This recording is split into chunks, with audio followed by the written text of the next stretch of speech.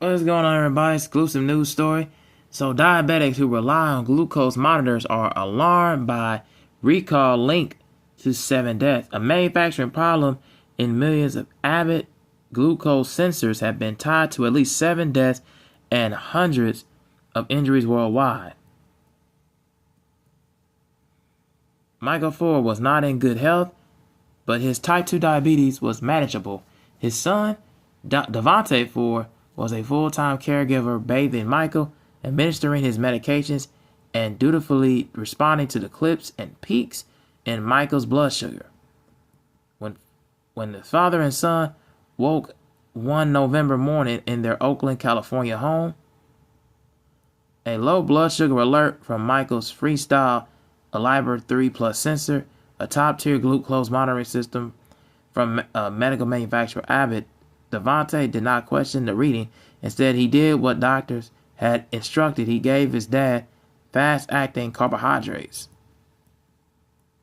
Devontae had no way of knowing 8 days later Abbott would release an urgent warning about notifying U.S. consumers about 3 million Freestyle Libre 3 and Libre 3 Plus sensors were at risk of producing false low readings, and the company had received reports of 7 deaths and more than 730 serious injuries worldwide. He had absolutely no idea the number that kept appearing in monitoring of Michael's device, catastrophically inaccurate.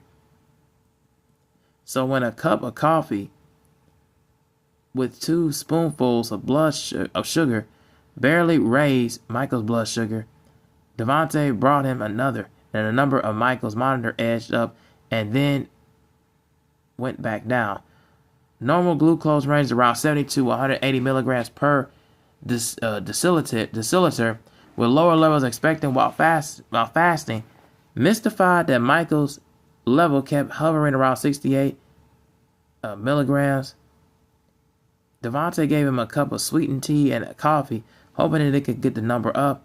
Instead, Michael's speech slowed. His eyelids became heavy. Panicked, Devontae called an ambulance. When paramedics arrived, Devontae was stunned to see that Michael's blood sugar, some sugar reading on their equipment, 551 milligrams, more than triple than what it should have been. My heart dropped, Devontae said, and obviously there was a problem here.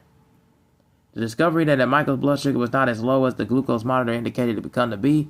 The lawsuit says the next day the hospital intensive care unit Michael, 68, died following the multiple cardiac arrests.